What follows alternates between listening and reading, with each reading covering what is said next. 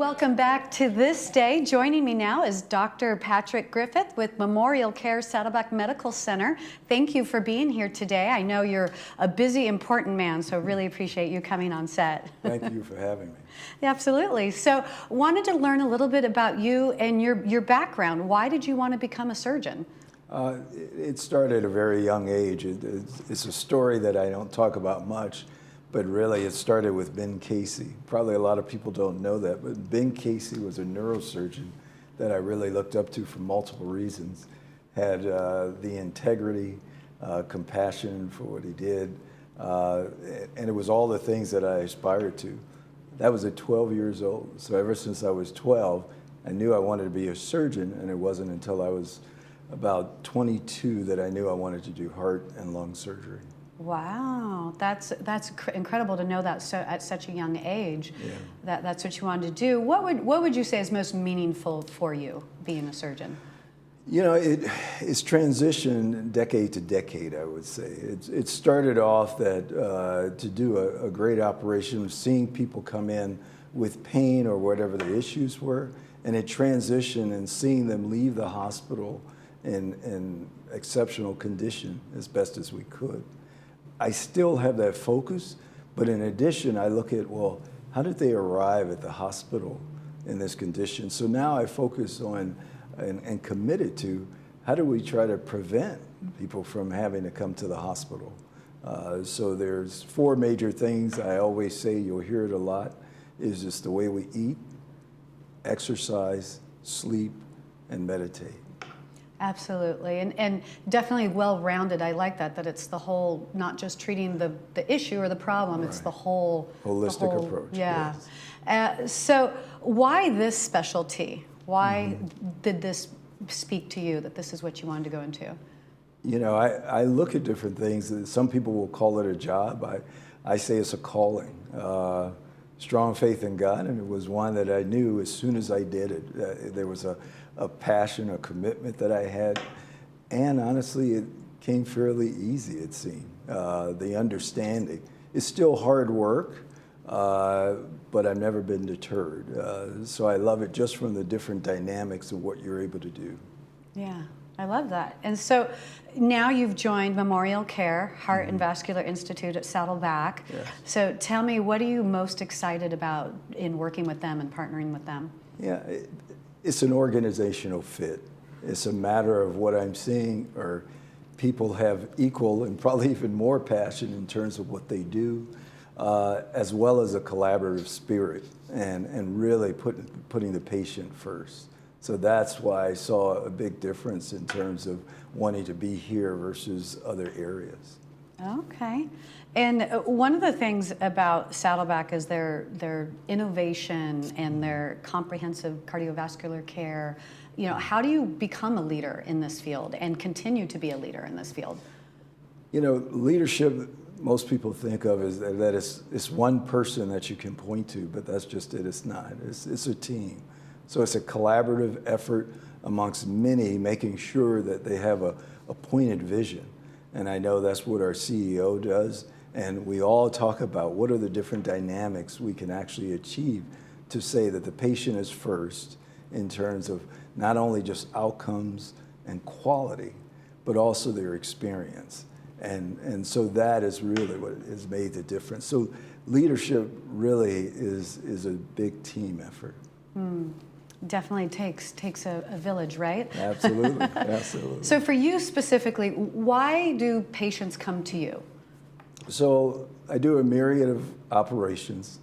I've been in practice, I've been in medicine now for over 40 years. Only heart and lung surgery for over 30 years now, specifically. My focus is in bypasses, which is where we take vessels of the body to go around blockages of the heart. Valve operations, be it open or minimally invasive type operations, as well as irregular heart rhythm type of operations that are done, and also lung cancer work. So I've focused on these things to also become better as time goes on to be able to service the patients.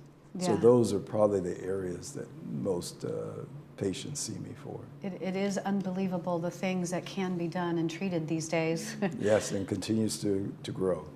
And so Saddleback Medical Center, it's a STEMI receiving center. Yes. So explain to me what's a STEMI So receiving center. STEMI, STEMI, which is ST elevation, meaning that's what we see on an EKG. And when we see those changes, it says there are things going on with the heart. MI means myocardial infarction. So what we are seeing is potential damage to the heart. And we're saying, how do we prevent that? And what we found is that if we can get to that and reverse it within a few hours, it makes a difference to the patient. What we're seeing if we don't get to that is, unfortunately, there's an increased risk of death, as well as, if not dying, what we call congestive heart failure. Over the next 5 years, it's expected that heart failure is going to increase. So we are a center that once someone develops that chest pain and we see that EKG is changing along with other patterns, we're able to quickly get them the care that they need in the catheterization laboratory and open up that vessel either with a stent or by open surgery. Okay, yeah, and very important, especially someone who's experiencing a heart attack. I know the emergency department at Saddleback, they have emergency treatment times that beat the national average. Yes. So that's obviously something very important as well. Yes, the times continue to come down. Nationally, it used to be 90 minutes, now it's 60 minutes to be able to start reversing. And yes, Saddleback is now exceeding expectations. That's great. And Saddleback's also on the forefront of advanced treatment options. Tell me about that, like with the minimally invasive. Yeah, so a lot of times we have to open up the entire chest to do certain operations.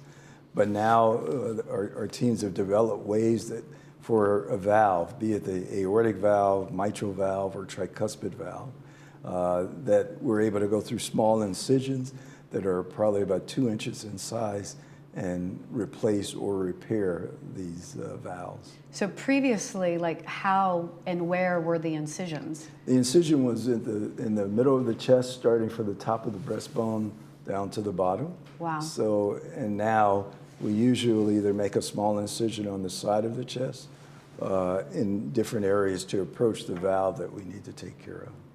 And this is just, is it new equipment that allows you to do this, or it's just new techniques on how to do the procedures? Right. It's all of the above. Yeah. It's been in transition and continues to get better as years go on. Wow. So. Who would be a candidate for a minimally invasive cardiac surgery?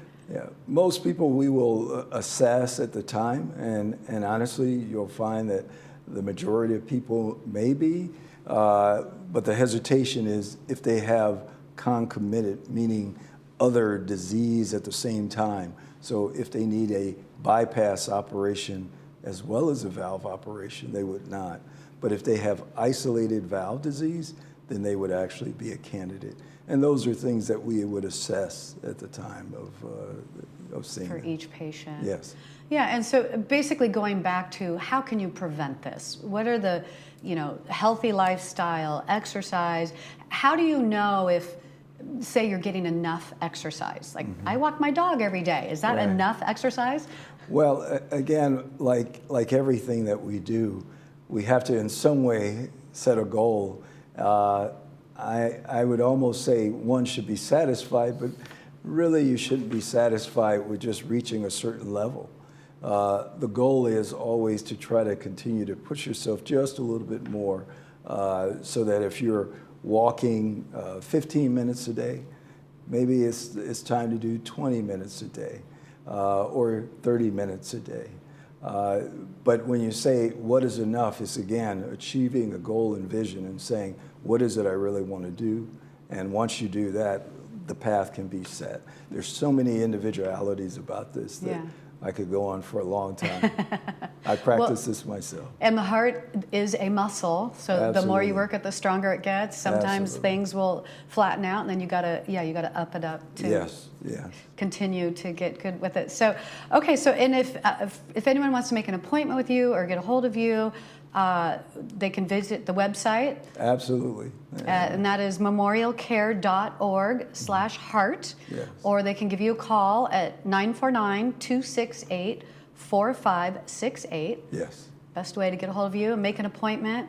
And preventative too, to come in and make Yes. sure, yeah. Yeah, I would love to talk more about that in the future because I think that's so important in terms of reversing the process that we see now because it's increased significantly.